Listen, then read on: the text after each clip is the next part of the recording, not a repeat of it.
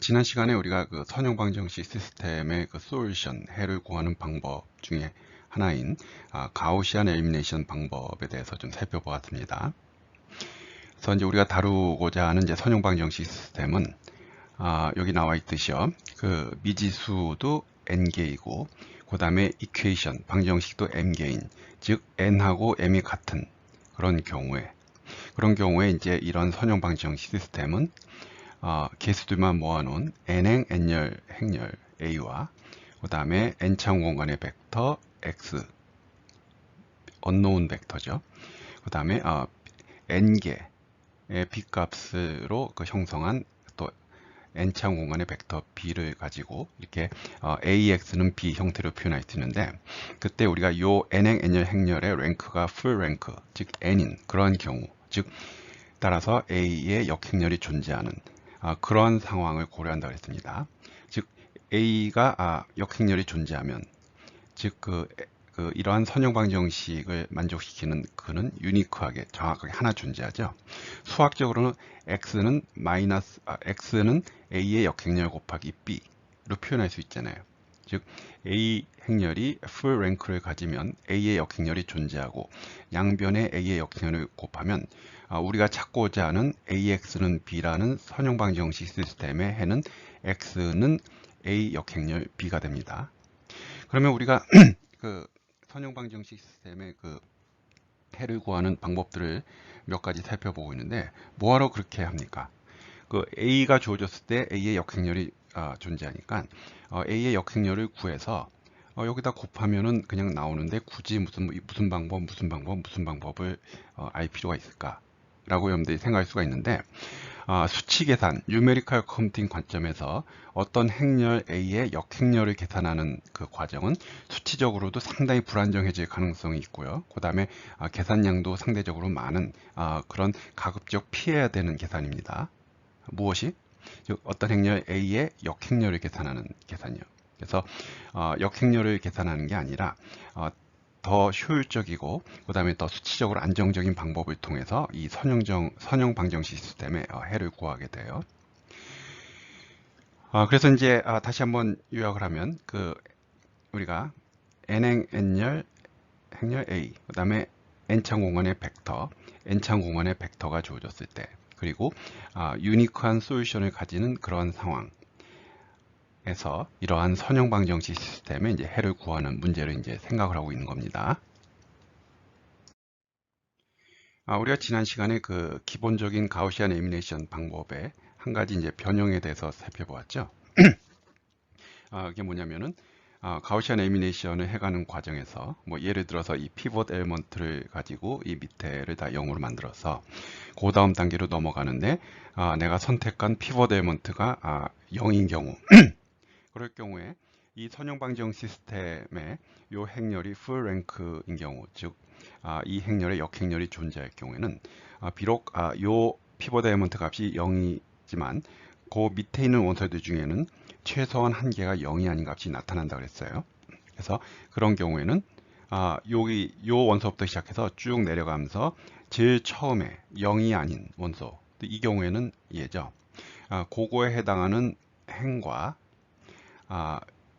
현재 기준이 되는 요 행을 서로 스워핑, 서로 바꿔서 이런 상태로 만든 다음에 이 상태에서 계속 진행을 한다고 했습니다. 그래서 이거는 이제 뭔가 어떤 값을 0으로 나누는 디비전 바이 제로 문제를 해결하기 위해서 이제 그 생각을 하게 된 문제고요. 그래서 그러한 방법을 우리가 이제 가우시안 엘리미네이션 with simple pivoting이라고 이제 이름을 이제 붙였습니다. 그래서 이제 지난 시간에도 설명을 했듯이 베이직 가우시안 엘리미네이션하고 차이는 요 부분이 이제 추가된 거예요. 그래서 현재 그 K번째 포룹까지 내려왔을 때, 이제 여기서부터 시작해서 쭉 내려가면서 인덱스가 K부터 N까지, 즉 인덱스를 P를 사용하는데 K부터 N까지 쭉 가면서 가장 처음에 0이 아닌 원소를 찾아서, 이게 뭐 0이 아니면 이걸 쓰면 되는 거고요. 그래서 만약에 그 가장 먼저 0이 아닌 그 원소가 만약에 그 인덱스가 P라 그랬을 때 그 P하고 K가 다르면, 즉 그 얘기 뭐냐면 여긴 다 0이란 뜻이죠. 그럴 경우에 요 행과 요 행을 서로 바꿔치기 해라. 한 다음에 나머지 부분은 베이식 가우시안 엘리미네이션과 같은 방법으로 이제 진행하는. 그래서 베이식 가우시안 엘리미네이션과 심플 피보팅을 하는 거의 차이는 요 부분이 이제 추가가 된 겁니다. 그래서 말로 설명을 하면 현재 요 K번째 포르까지 포르이 수행이 될 때 요 원소부터 쭉 내려가면서 가장 처음에 만나는 0이 아닌 원소를 피벗 엘리먼트를 사용하라 하는 게 이제 기본 원리고요. 그래서 이제 그 부분에 대해서 이제 좀 더 발전된 형태의 가우시안 엘리미네이션 방법을 살펴보도록 하겠습니다. 지금부터 가우시안 엘리미네이션 방법의 몇 가지 변형을 살펴볼 건데요.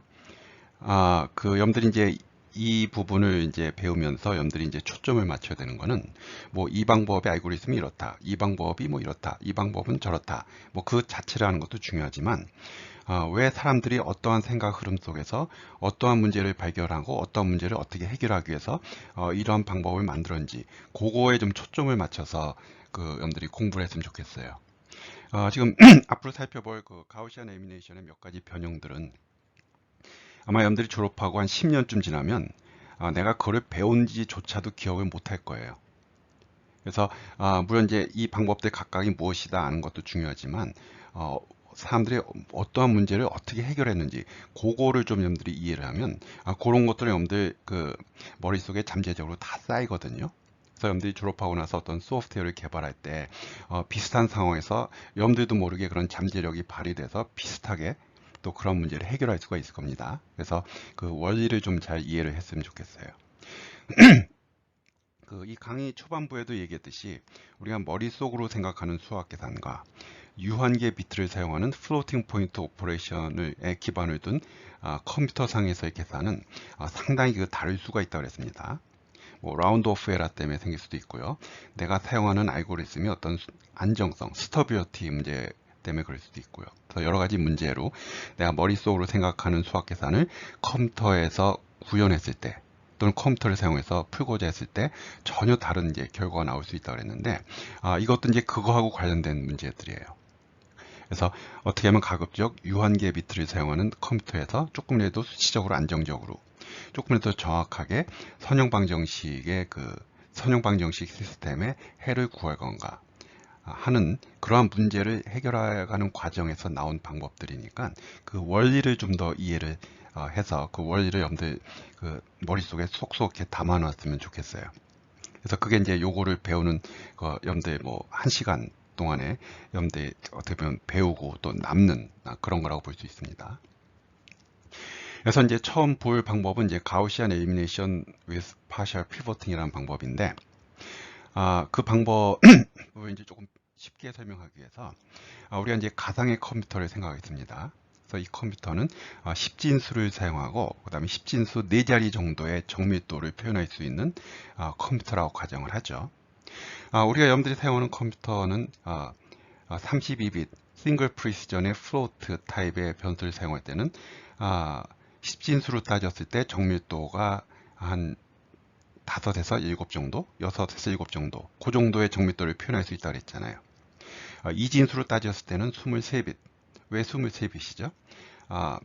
4바이트 32비트 사용하는 플로트를 2진수로 표현할 때 사인빗 하나, 익스포넌트 빗, 즉 지수빗 8개, 그 다음에 멘티사 빗, 23빗을 사용한다고 했잖아요. 23빗이 정밀도를 나타내는 거고요.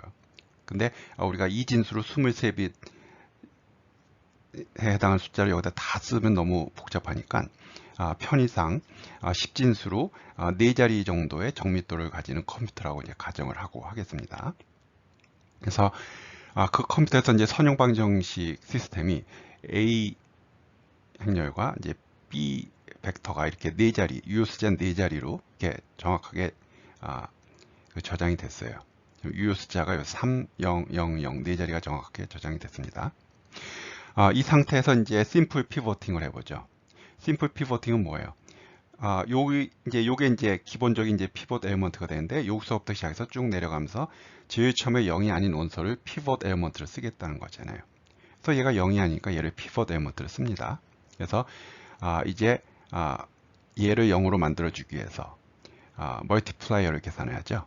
그래서 5.291 나누기 0.003 해서 1763.666 나가는데 여기서 이제 네 자리만 저장할 수 있으니까 이 컴퓨터는 네 자리만 저장할 수 있으니까 1764로 이제 저장하게 됩니다. 그래서 뭐 이런 라운드 오프 에러는 우리가 사용하는 컴퓨터에서 어쩔 수 없잖아요.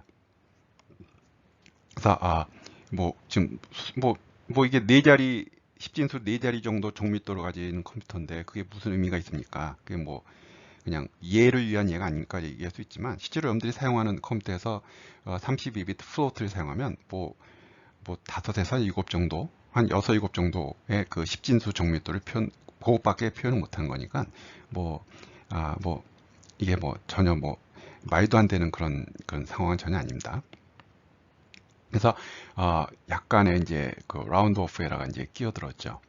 사실은 1763.6666이 저장돼야 되는데요. 반어임을 하면서 1764, 또 이게 약간의 그 라운드 오프 에러가 끼어들었습니다. 그래서 그 멀티플라이어를 가지고 이 행에 그 멀티플라이를 곱해서 여기에서 빼주면 이제 이렇게 되고요. 그래서 이제 그 상태에서 실제로 이제 정확한 거는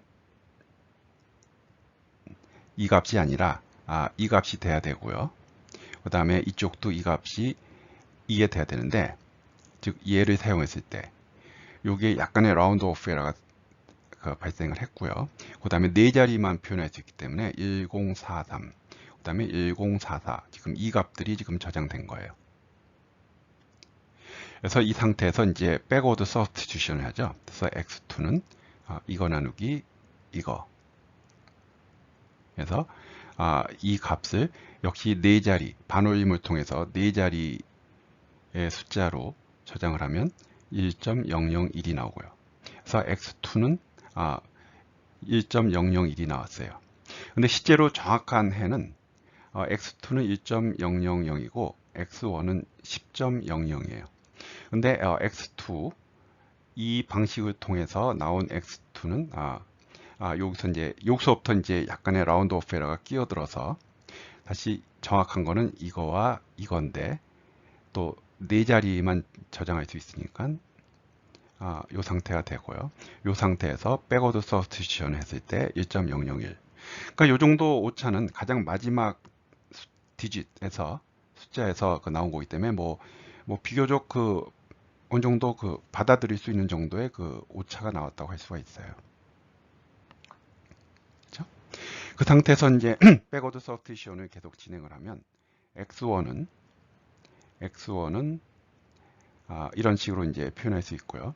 그래서 이거를 계산해 봤더니 역시 계산해서 네 자리로 이제 저장을 했더니 마이너스 10.00이 나오더라. 그 좀 이상하죠? 혹시 이거 뭐 부호가 잘못된 건가? 정확한 그는 10.00인데 지금 이런 식으로 계산해 봤더니 마이너스 컴퓨터를 사용해서 계산했더니 마이너스 10.00인가 보다. 그러면 언뜻 보기에 부호가 뭐 오타구나 라고 생각할 텐데 오타가 아니라 진짜 마이너스 10이 나왔어요. 즉 10이 나와야 되는데 마이너스 10이 나온 거죠. 이거는 뭐 이렇게 해서 나온 그 마이너스 10은 아무 의미가 없는 값이 나온 거잖아요. 뭐 이 정도 해를 구하려면 뭐 이렇게 계산 안 하고 여기다 아무 값 집어넣는 거랑 뭐 별 차이가 없을 것 같아요. 그 마이너스 10이 나와야 될 게 10이 나와야 될 게 정확한 값은 10인데 마이너스 10이 나왔으니까. 그럼 도대체 왜 이런 일이 발생을 했을까에 대해서 한번 생각을 해보면 그 어디에서 도대체 어디에서 어떤 이유로 어떤 문제가 발생해서 10이 안 나오고 마이너스 10이 나왔을까요? 바로 그 답은 여기에 있는데요. 우리가 요게 지금 59.17은 지금 요 값이고요. 거기서 뭘 빼주죠? 59.14와 x를 곱한 거. x1이요. 그래서 x1은 요가 우리가 앞에서 구한 x1은 이거잖아요. 그래서 곱한 거를 뺀 다음에 그 x1의 곱해지는 0.003으로 나눠주죠. 요게 이제 x1에 대해서 백워드 서브스티튜션을 해가는 과정에서 x1을 구하는 이제 식인데, 문제는 뭐냐면은 그냥 식 자체를 봤을 때는 문제가 없어 보이는데, 여기가 그 정확한 x1은 1.001이 아니라 1.000이거든요. 그래서 만약에 1.000을 집어넣어주면 59.17 빼기 59.14 나누기 0.003에서 정확하게 10.0이 나와요. 근데 문제는 여기에 약간의 그 라운드 오프 에러가 들어갔죠. 그렇죠? 그래서 그 요 부분을 먼저 계산을 하면 여기 나와 있듯이요. 59.14 곱하기 1.001을 하면 그게 59.19914인데 그거를 네 자리로 이렇게 표현을 저장을 하면 59.20이 나와요. 또 이게 59.20이 나오죠. 즉 뭐냐면은 그 실제로 59.17에서 59.14를 빼줘야만 되는데, 여기 약간의 그 라운드 오프 에러 때문에 이만큼의 오차가 그 발생을 했고, 그래서 요거 59.17에서 59.14를 뺀 다음에 요거로 나누면은 원래 정확한 값 10.0이 나오는데, 거기에 뭐가 달라붙었냐면은 약간의 오차가 있고요.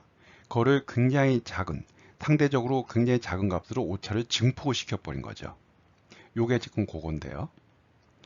원래 만약에 요게 1.001이 아니라 정확하게 1.000을 계산했다면 요 부분이 없는 거고요. 요게 0이 되니까요. 그래서 59.17 빼기 59.14 나누기 0.003에서 정확하게 10.0이 나오는데, 요 약간의 개입된 라운드 오프 에러가 이만큼의 이제 오차로 이제 나타나고, 그거를 0.003으로 나눌 때 이게 증폭이 돼서 이게 마이너스 20이 되거든요. 그래서 10 빼기 20해서 마이너스 10이 나온 전혀 엉뚱한 값이 나오게 된 거죠. 그래서 이제 원인은 이렇습니다. 10이 나와야 될 그 x1 값이 마이너스 10이 나온 이유, 원인은 그래요. 다시 한번 요약을 하면 x2를 계산할 때 약간의 그 오차가 개입됐고요. 그 오차가 개입됐는데 그 과정에서 그 오차로 인한 값이 0.003으로 나눌 때 증폭이 돼버린 거죠. 근데 이 나눗셈의 문제, 뭐 비슷한 얘기를 했지만 어떤 나눗셈이에요? 이 값 대비, 분자 대비 분모가 상대적으로 상당히 작죠. 그랬을 때는 뭔가 이 오차, 이 0.6이라는 게 뭐 작은 오차일 수도 있지만 0.6보다 훨씬 작은 값으로 나누니까 이 오차가 확 증폭이 되잖아요. 뭔가 작은 값으로 나누니까 뭔가 오차, 작다면 작을 수도 있는 0.6이라는 오차가 0.003에서 확 증폭이 돼버리는 그런 이유 때문에 10이 나와야 될 게 마이너스 10이 나온 겁니다. 그러니까 뭔가 원인은 뭔가 굉장히 작은 거로 나눌 때, 어차피 그 여러분들 유한계 비트를 사용하는 컴퓨터에서 이 부분을 계산할 때 오차, 라운드 오프 에러가 발생하는 거는 막을 수는 없어요. 막을 수는 없는데 이 분자의 값을 계산하는 데 생긴 오차를 뭔가 굉장히 상대적으로 작은 값으로 나눗셈을 할 경우에는 그 오차가 확 증폭이 된다는 문제가 발생하는 거죠. 그래서 가장 근본적인 원인은 이 값의 크기가 상대적으로 분자에 있는 값들에 비해서 너무 작은 게 문제가 된 거예요. 왜? 여기서 약간의 오차가 발생하더라도 발생하는 건 어쩔 수 없는데 그 오차보다 훨씬 작은 값으로 나눗셈이 일어나니까 그 오차가 확 증폭이 되는 거거든요. 그래서 뭔가 요 나누는 값이 상대적으로 굉장히 작은 게 문제를 일으켰구나 하는 게 지금 원인이에요. 그럼 이제 원인을 알았으면 이제 그 문제를 해결해야 되죠. 지금 다시 처음으로 돌아가서 우리가 심플 피보팅을 했을 때는 이 값이 0이 아니니까 이거를 피벗 엘리먼트로 쓰자라고 했는데, 문제는 뭐냐면은 이 값으로 나눗셈이 일어났잖아요. 왜? 그 백워드 서스티션을 생각해 보면 쭉 대각선에 있는 애들도 나눗셈이 한 번씩 일어나죠. 그렇죠? 여기서도 이 값을 가지고 나눗셈이 일어나잖아요. 그럼 뭔가 작은 값으로 나눗셈은 피하라라고 이전부터 얘기를 했는데요. 뭐 비슷한 숫자끼리의 뺄셈도 피해야 되지만 뭔가 절대값이 굉장히 작은 값으로 나누는 거를 피해라. 뭐 극단적인 게 0으로 나눗셈, 그건 좀 다른 얘기지만 오버플로우지만 뭔가 절대값이 굉장히 작은 값으로 나누는 거는 분자에 있는 오차를 증폭시킬 수 있기 때문에 뭐 피해라라고 그 이전에도 얘기했는데요. 여기서 바로 이제 그 문제가 발생을 한 거예요. 그래서 그러면 뭐 이거를 해결할 수 있는 방법이 뭘까? 그래서 이제 사람들이 이제 생각을 한 게 뭐 얘를 피봇 엘리먼트로 쓸 수도 있지만 얘를 시작해서 그 밑에 있는 애들 누구를 써도 상관이 없잖아요. 왜? 만약에 얘를 피봇 엘리먼트를 쓰겠다면은 이 행과 이 행을 서로 첫 번째 행과 두 번째 행을 서로 스워핑하면 되겠죠. 그래서 얘로 나누는 것보다는 얘로 나누는 게 뭔가 조금이라도 더 날 것 같은 생각이 들지 않아요?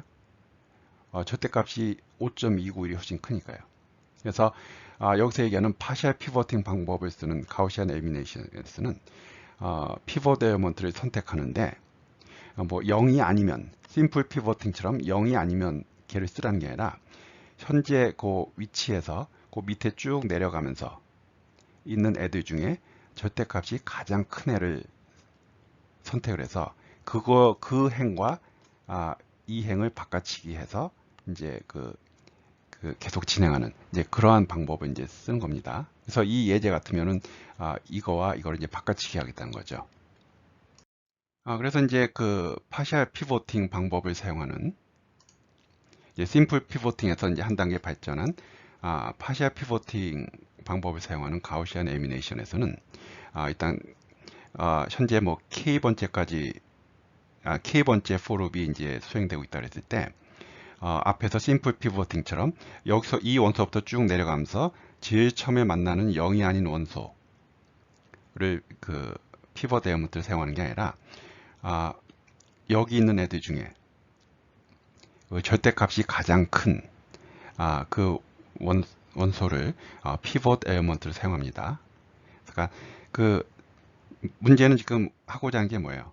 작은 값으로 나누는 거를 피하고자 하는 거죠. 절대값이 작은 거로 나눗셈이 일어나는 거를, 즉 백워드 서스티튜션 과정에서 뭔가 작은 값으로 나눠서 절대값이 작은 값으로 나눠서 분자에 개입된 그 오차를 증폭시키는 그러한 이제 문제를 조금이라도 이제 피하고자 하는 게 지금 여기서 하고자 하는 거잖아요. 즉 작은 숫자의 나눗셈을 피해라. 이제 그 원리를 이제 적용하고자 하는 건데 그런 관점에서 내가 지금 사용할 수 있는 피벗 엘리먼트의 그 후보자 캔디데이트는 얘 땡땡땡 얘인데 그 중에 절대값이 가장 큰 거를 쓰자.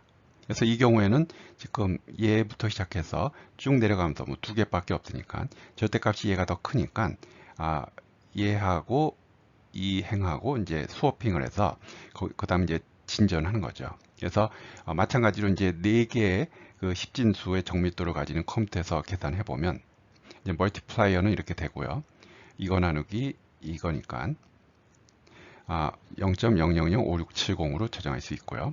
그래서 이 값을 가지고 역시 4자리의 십진수 정밀도를 제공하는 컴퓨터에서 계산을 했을 때 두 번째 행은 이렇게 되고 그로부터 계산해 봤더니 역시 4개의 십진수의 정밀도를 가지는 연산을 가지고 플로팅 포인트 오퍼레이션을 가지고 계산해 봤더니 x2는 1.0, x5는 10.0 정확하게 계산이 되더라. 그래서 이제 이렇게 해피엔딩으로 끝나게 됩니다. 근데 알고 봤더니 이제 사실은 이 방법도 문제가 있다라는 걸 이제 뒤에서 얘기할 건데, 그래서 원리는 절대값이 작은 값으로 나눗셈 하는 거를 가급적 피하기 위해서, 즉 백워드 서브스티튜션 과정에서 이 대각선에 있는 거로 한 번씩 나눗셈이 일어났잖아요. 그럼 대각선에 그 가우시안 엘리미네이션이 끝났을 때 대각선에 있는 애들이 바로 그 피벗 엘리먼트들 있잖아요. 실제로 사용한 피벗 엘리먼트. 그래서 그 피벗 엘리먼트를 선택할 때, 피벗을 선택할 때 현재 가능한 애 중에 절대값이 가장 큰 애를 쓰자 하는 게 이제 파셜 피보팅 방법을 기반을 둔 파셜 피보팅에 기반을 둔 가우시안 에리미네이션이 됩니다. 그래서 이제 알고리즘은 이제 이 부분이 다해졌죠. 즉 k번째의 for 룹에서 이 중에서 절대값이 가장 큰 거, k는 i부터 n까지 이 값들 중에 여기 있는 애들 중에 절대값이 가장 큰 애의 그 행 번호가 p라 그랬을 때 p번째 행과 k번째 행을 서로 바꿔치기 해서 그 다음은 이제 똑같이 진행하는 이제 그러한 방식으로 가게 됩니다. 이게 이제 파셜 피보팅에 기반을 둔 가우시안 엘리미네이션입니다.